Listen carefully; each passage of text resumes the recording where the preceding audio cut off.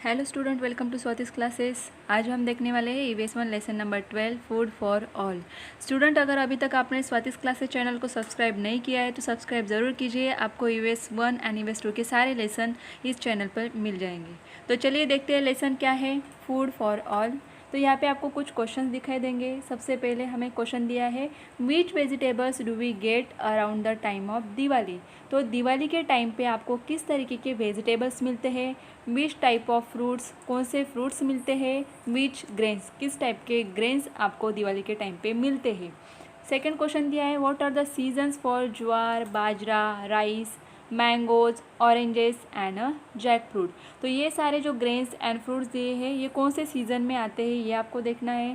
Third one, which parts of plants do we use as a food. तो कौन से plants का कौन सा पार्ट होता है जो हम एज अ फूड यूज़ करते हैं। चलिए नेक्स्ट देखते हैं एग्रीकल्चर। तो एग्रीकल्चर क्या होता है, agricultural seasons, we get food from plants. तो ये तो हम सबको पता है कि हम जो फूड खाते हैं, कई सारा जो फूड है हमें कहाँ से मिलता है, प्लांट से मिलता है। For that purpose we sow grains in a fields. तो इसीलिए हम क्या करते हैं, फील्ड्स में ग्रेन्स को सो करते हैं, लगाते हैं। And plant fruit trees in orchards. तो हम क्या करते हैं, जो फ्रूट के प्लांट्स होते हैं उनको कहाँ पे लगते हैं, जैसे कि गार्डन एरिया हमारे यहाँ पे होता है तो उस वहाँ पे लगाते हैं। एंड जो ग्रेन्स अगर हमें उगाने हैं तो फार्म में, फील्ड्स में हम क्या करते हैं, उनको सो करते हैं। About 60% of the land of our country is use for agriculture. तो कितना लैंड यूज़ करते हैं हम एग्रीकल्चर के लिए, 60% land. There are two main agricultural seasons in our country. तो हमारे कंट्री में, हमारे इंडिया में दो टाइप के सीज़न होते हैं एग्रीकल्चरल को लेके। The season from June to October. तो जून टू अक्टूबर का एक सीज़न होता है, इज़ कॉल्ड खरीफ सीज़न। तो जून से लेकर अक्टूबर जो सीज़न होता है एग्रीकल्चर करने के लिए, जो ग्रेन्स को उगाने के लिए, उसको क्या बोला जाता है, kharif season. In this season the crop are watered mainly by the rain. तो इस टाइम के जो ग्रेन्स होते हैं, क्रॉप्स होते हैं, उनके लिए वाटर कहाँ से मिलता है, बाय दी रेन। जो बारिश होती है उसका ही पानी यूटिलाइज किया जाता है। The season from October to March. तो सेकंड सीज़न यहाँ पे कौन सा दिया है हमें, October to March is the rabi season. तो इसको क्या बोला जाता है, जो सेकंड सीज़न है, rabi season. In this season rain water that has soak into the soil, the retreating monsoon and dew are the sources of water for the crops. तो ये जो सेकंड सीज़न है, रबी सीज़न, इसमें क्या होता है कि जो रेन वाटर, रेन हो चुकी है तो उसके बाद जो पानी ज़मीन में सोक किया जाता है, सॉइल क्या करती है, जो बारिश होती है उसका पानी अपने अंदर सोक कर लेती है, तो उस पानी का यूज़ किया जाता है द रिटर्निंग मानसून। जब मानसून के बाद जो रिटर्न होता है उस टाइम जो पानी गिरता है वो वाला पानी, and the dew are the sources of water for the crops. बाद में जो हमारे पास वाटर सोर्सेज अवेलेबल है उनसे क्या किया जाता है, क्रॉप्स को पानी दिया जाता है।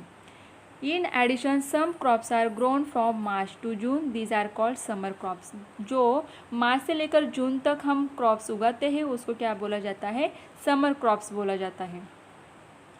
Can you tell which is the season for growing rice. तो राइस के लिए कौन सा सीज़न यूज़ किया जाता है, या कौन से सीज़न में राइस को ज़्यादा लगाया जाता है। एग्रीकल्चरल वर्क हमें देखना है। Every farmer wishes to get a good harvest. तो हर एक फार्मर क्या करता है, विश करता है कि उसकी खेती क्या हो, अच्छे से हो। अ good harvest provides a good income. क्योंकि अगर अच्छी खेती होती है, क्रॉप्स ग्रेन्स अच्छे से आते हैं तो उनकी इनकम भी अच्छे से होती है।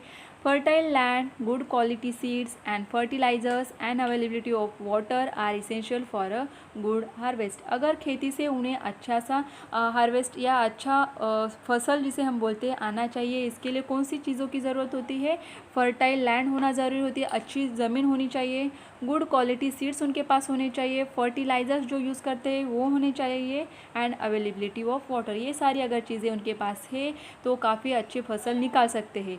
It is also necessary to carry out the task of tilling the land. तो यहाँ पे क्या किए जाते हैं, अलग अलग टाइप से टास्क होते हैं जो फार्मर अपने खेती में करते हैं। द क्रॉप इन, यहाँ पे देखना है हमें, The crop in the field must be protected and the harvested crop must also be stored safely.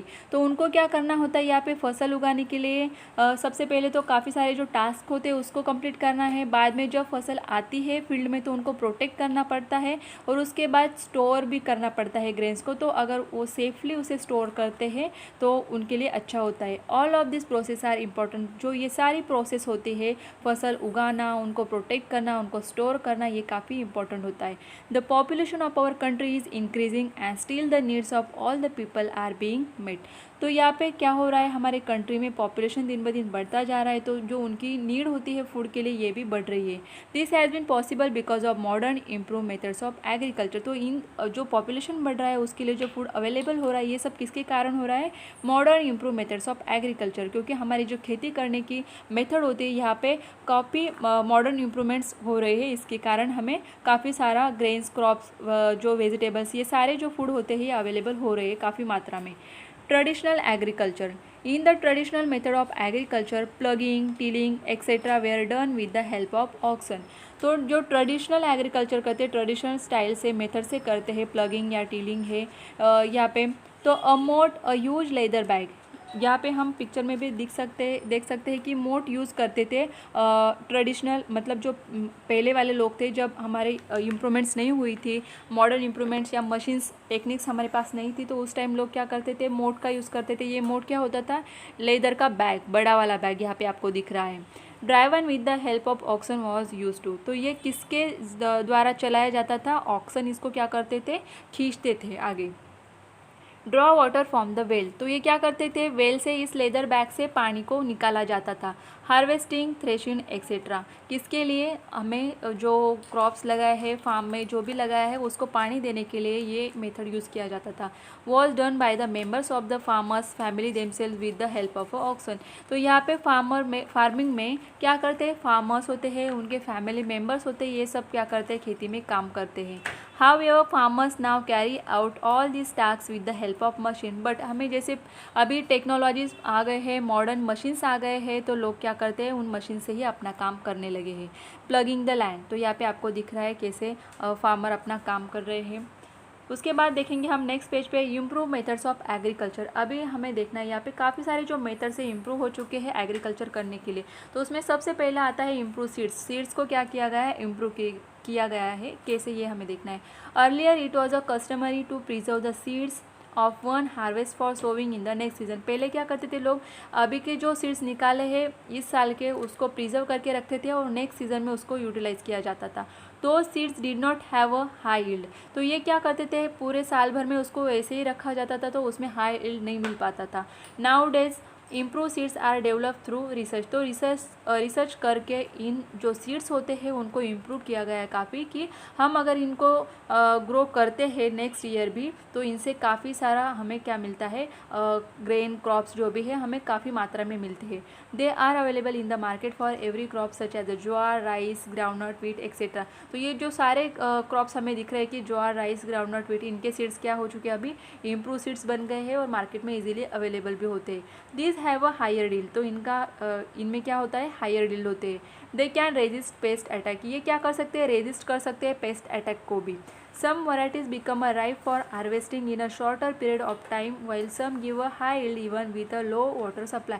तो ये जो इम्प्रूव किए गए सीड्स है इनके लिए काफ़ी मतलब कम टाइम में ये ग्रो हो सकते हैं। अगर पानी उनको कम सप्लाई किया जाता है फिर भी ये अच्छे से ग्रो हो सकते हैं। इस तरीके के इम्प्रूव सीड्स बनाए गए हैं अभी रिसर्च करके। Modern methods of irrigation. तो इरिगेशन का मीनिंग क्या होता है, वाटर सप्लाई। हम अगर खेती कर रहे हैं तो उसको पानी भी दिया जाता है, तो किस तरीके के मॉडर्न मेथड से ये हमें देखना है। Crops grow well if they are water at the right time. अगर क्रॉप्स को हम सही समय पे सही वाटर क्वांटिटी में वाटर अगर देते हैं तभी वो अच्छे से ग्रो हो पाते हैं। Water from rivers, lakes and wells is use for irrigation in addition to rain water. अगर रेन वाटर मिलता है क्रॉप्स को तो उसके अलावा भी हमें पानी अवेलेबल होना चाहिए, वाटर सप्लाई देना पड़ता है क्रॉप्स को। जैसे कि रिवर से पानी लिया जाता है, लेक से, वेल से, इसको यूज़ किया जाता है इरीगेशन के लिए, वाटर सप्लाई करने के लिए। Greater quantities of water are store by building dams and burns on rivers to obstruct the flow of water downstream. तो यहाँ पे क्या किया जाता है, ग्रेटर क्वांटिटी में, ज़्यादा से ज़्यादा क्वांटिटी में वाटर अवेलेबल हो या स्टोर किया जाना चाहिए जो साल भर लोगों को काम आए एग्रीकल्चरल में या फिर फार्म में, तो इसके लिए क्या किए जाते हैं, डैम्स को बांधना शुरू किया जाता है। बांध बनते हैं किसके ऊपर, रिवर्स के ऊपर, और पानी का जो फ्लो है उसको क्या किया जाता है, स्टोर किया जाता है और उसी वाटर को फिर पूरे साल भर में यूटिलाइज किया जाता है। This also helps to raise the levels of ground water. अगर पानी को स्टोर करते हैं तो काफ़ी सारा जो पानी है ज़मीन के अंदर भी जाता है। इसके कारण क्या होता है, ज़मीन के नीचे जो ग्राउंड वाटर होता है इसका लेवल भी बढ़ता जाता है। Crops were traditionally water through canals. तो पहले जो ट्रेडिशनली क्या करते थे, वाटर जो देना था क्रॉप्स को किस तरीके से देते थे, कैनल्स की तरी से। तो however much water from the canals is lost due to evaporation. तो हमें पता है कि वाटर इवेपोरेशन जो होता है उसके कारण क्या होता है, जो वाटर है वाटर वेपर बन के निकल जाता है and seepage into the ground. अगर कैनल्स के थ्रू वाटर देते थे तो काफ़ी सारा जो वाटर था इवेपरेट हो जाता था, बाकी कुछ बचता था वो सीपेज इनटू द ग्राउंड, मतलब ग्राउंड में क्या हो जाता था, सोक किया जाता था। Now certain improve methods of irrigation are use which provide enough water to the plants. अभी काफ़ी सारे मेथड्स को इम्प्रूव किया गया है कि जिसके कारण हम प्लांट्स को इनफ क्वांटिटी में वाटर दे सकते हैं and at the same time help to save a lot of water. तो हम इस मेथड से क्या कर सकते हैं, पानी तो क्रॉप्स को मिलेगा ही, लेकिन जो पानी है सेव भी कर सकते हैं हम। Drip irrigation and sprinkle irrigation are two of these modern methods. तो कौन से दो मेथड्स यूज़ किए जाते हैं इरिगेशन के, drip irrigation and sprinkle irrigation. तो यहाँ पे एक पिक्चर दिख रहा है, ये कौन सा है, ड्रिप इरिगेशन का। तो हमें देखना है कि ड्रिप इरिगेशन क्या होता है यहाँ पे। तो देखिए ड्रिप इरिगेशन में फर्स्ट दिया है हमें ड्रिप इरिगेशन और दूसरा दिया है स्प्रिंकल इरिगेशन। तो यहाँ पे स्प्रिंकल इरिगेशन का भी पिक्चर आपको दिख रहा है। तो पहले देखेंगे drip irrigation. This method makes use of pipes with a holes. तो यहाँ पे क्या किए जाते हैं, पाइप्स होते हैं उनमें होल्स किए जाते हैं। This ensure that the require amount of water drips only near the plants. जैसे कि हमें यहाँ पे पिक्चर दिखाई दिया था, तो यहाँ पे क्या किया जाता है कि एक पाइप होता है, पाइप में यहाँ पे होल होता है प्लांट के पास में, और थोड़ा थोड़ा करके पानी क्या होता है यहाँ पे ड्रॉप पानी ड्रॉप जो होते हैं वाटर के प्लांट्स के पास ही गिरते हैं और जितना सफिशिएंट वाटर उसको चाहिए उतना वहाँ पे मिलता है। This ensure that the require amount of water drips only near the plant, thus full use is made of the available water. तो जितना अवेलेबिलिटी होती है वाटर की पूरा यूटिलाइज किया जाता है। Sprinkle irrigation make use of sprinklers of different sizes that spray water directly on plants. तो यहाँ पे जैसे कि हमें दिख रहा है, तो यहाँ पे क्या है, स्प्रिंकल हो रहा है वाटर, जैसे कि फुवारा जैसे हम देखते हैं, इसके जैसे ये क्या होता है, वाटर पूरे प्लांट्स पे डाला जाता है।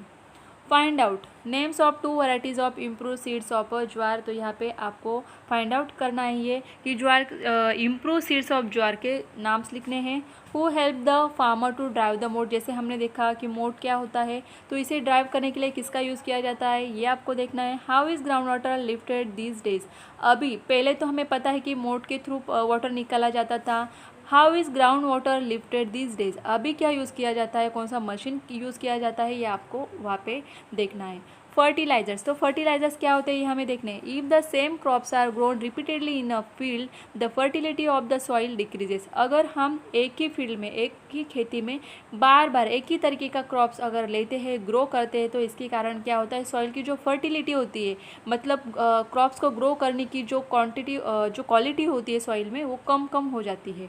Then we have to add fertilisers to the soil to restore its productivity. अगर सॉइल की प्रोडक्टिविटी को हमें रिस्टोर करना है तो वहाँ पे फर्टिलाइजर्स को यूटिलाइज किया जाता है। Fertilisers provide the required nutritive substance to the crop. तो यहाँ पे फर्टिलाइजर्स क्या करते हैं, जो न्यूट्रिटिव सब्सटेंस होते हैं क्रॉप के लिए उनको वहाँ पे प्रोवाइड किया जाता है। There are two kinds of fertilisers, natural and chemical. तो यहाँ पे हमें दिख रहा है कि फर्टिलाइज़र कितने टाइप के होते हैं, टू टाइप्स के होते हैं, नेचुरल फर्टिलाइजर्स है ना, chemical fertiliser. So natural fertilisers are called manure. तो जो नेचुरल फर्टिलाइजर्स होते हैं उसे ही क्या बोला जाता है, manures. They are obtain from materials available in nature like green waste and animal dung. जो नेचुरल फर्टिलाइजर्स है ये किससे बनते हैं, ग्रीन वेस्ट, मतलब जो भी प्लांट्स का वेस्ट बचता है जैसे कि लीव्स है, स्टिक है, ये मिक्स हो जाते हैं, तो ये ग्रीन वेस्ट जो प्लांट से मिल रहा है, एंड एनिमल डंग मतलब जो एनिमल से मिलने वाला गोबर वगैरह होता है, इसको मिक्स करके करके फिर क्या बनता है, नेचुरल फर्टिलाइजर्स बनते हैं। केमिकल और artificial fertilisers are mixture of different chemicals. और जो केमिकल और आर्टिफिशियल फर्टिलाइजर जो बनाए जाते हैं इसमें क्या यूज़ होता है, केमिकल सब्सटेंसेस यूज़ किए जाते हैं in a specific proportion, useful for agriculture. तो एग्रीकल्चर के लिए यहाँ पे कौन से हमने देखे कि नेचुरल फर्टिलाइजर है एंड केमिकल। तो केमिकल फर्टिलाइजर्स में केमिकल्स का क्या किया जाता है, यूज़ किया जाता है। In traditional agriculture organic manure such as a compost were use. तो ट्रेडिशनली जो एग्रीकल्चर करते हैं उसमें कौन से ऑर्गेनिक मैन्योर का क्या किया जाता है, इस्तेमाल किया जाता है। Chemical fertilisers came to be use for quicker growth and a higher yield. तो ये केमिकल जो फर्टिलाइजर्स होते हैं ये किस कारण यूज़ किए जाते हैं कि जिससे प्लांट्स की ग्रोथ थे जो जल्द से जल्द, क्विकर मतलब क्या, जल्द से जल्द प्लांट बढ़ने लगे। However, the harmful effect of the use of this fertilizer soon become clear। लेकिन ये जो केमिकल फर्टिलाइजर्स होते हैं इनके यूज़ से क्या होता है, हमें हार्मफुल इफेक्ट दिखाई देते हैं हमारे प्लांट्स पर भी। The over use of chemical fertilisers lead to accumulation of excessive chemicals in the soil. अगर हम ज़्यादा से ज़्यादा केमिकल फर्टिलाइजर्स यूज़ करते हैं तो केमिकल्स कहाँ पे मिक्स होने वाले हैं, सॉइल में मिक्स होते हैं। This lowers the fertility of the soil and reduces is productivity. तो इसके कारण क्या होता है, केमिकल फर्टिलाइजर्स के कारण जो सॉइल में मिक्स होते हैं इसके कारण सॉइल की जो प्रोडक्टिविटी होती है प्लांट्स को ग्रो करने की, तो ये क्या हो जाती है, कम हो जाती है। तो देखिए स्टूडेंट, आज के लेसन में हमने इतनी सारी बातें सीख ली है। बाकी जो रिमेनिंग पार्ट है लेसन का वो हम देखेंगे हमारी नेक्स्ट वीडियो में।